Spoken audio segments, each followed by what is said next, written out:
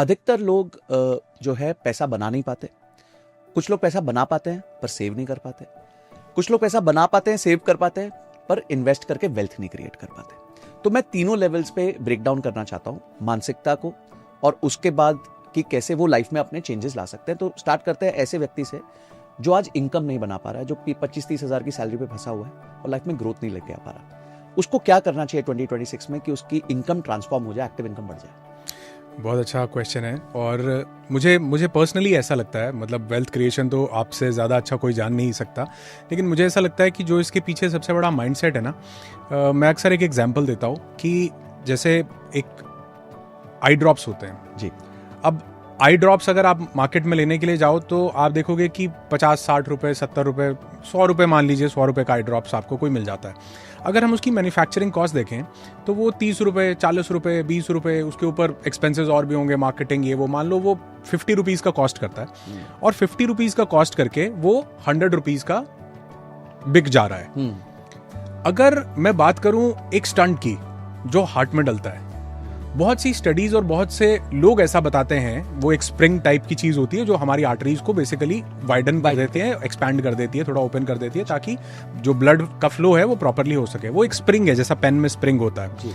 अगर उसकी कॉस्ट देखी जाए तो वो कहते हैं ऐसा कि मैन्युफैक्चरिंग के बेसिस पर अगर उसको देखा जाए तो वो 200, 300, 400, 500 रुपए का बनेगा।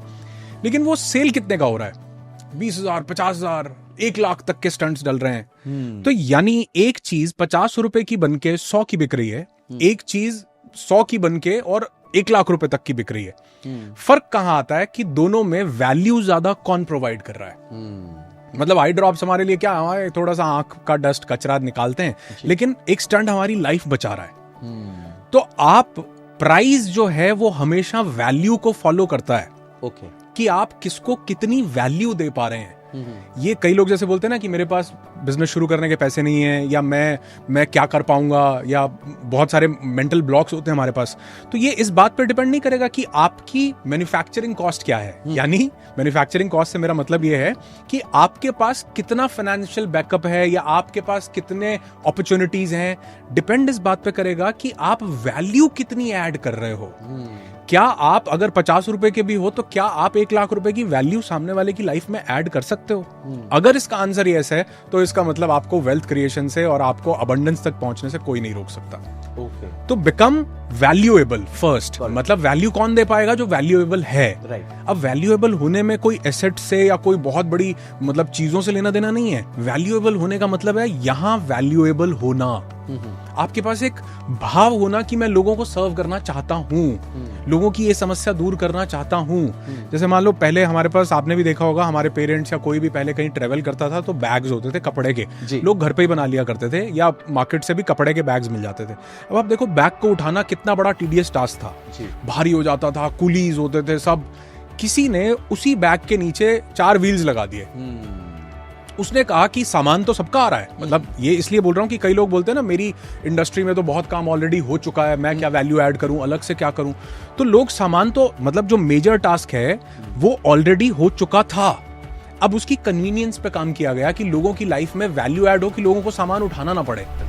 वो व्हील्स लग जाए, वो स्ट्रॉली बन जाए, लोग उसको ऐसा ड्रैग करके कहीं भी ले जा सके। तो बिकम वैल्यूएबल फर्स्ट। आप और वैल्यूएबल होने के लिए क्या करना पड़ेगा? आपको अपने ऊपर काम करना पड़ेगा। मतलब अपनी इनर, जो आपका इनर सेल्फ है उसको वैल्यूएबल बनाना पड़ेगा, जिसमें सबसे बड़ी चीज ये आती है कि आपके पास एक प्रिंसिपल के ऊपर आपको काम करना पड़ता है जो है लॉ ऑफ गिविंग, कि मैं देना चाहता हूं, मैं बांटना चाहता हूं। मैं ऐसे बहुत से लोगों को मिला जो कहते हैं यार ये ना मैं ज्यादा नहीं बताता हूं क्योंकि लोगों को पता चल गया, मेरे कॉम्पिटिटर्स को पता चल गया, इसको पता चल गया। मैंने कहा अगर पता भी चलेगा तो भी तुम पायनियर हो इस चीज के। मतलब तो अगर पता भी चला तो तुमसे कॉपी किया, और फिर तुम्हारे पास जब तक तुम इसको पकड़ के बैठे रहोगे ना, पता ना चल जाए, तब तक तुम नया इनोवेट नहीं कर पाओगे कुछ भी। जब तुम इसे रिलीज करोगे तो स्कोप ऑफ इंप्रूवमेंट पता चलेगा कि मैं कहां पे लगूं, कहां पे मैं चेंजेस लेके आ सकता हूं, क्या और बेटरमेंट कर सकता हूं।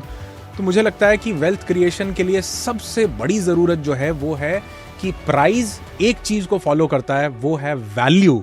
अगर आप सामने वाले को वैल्यू देना चाहते हो और जानते हो तो मतलब money is a by product.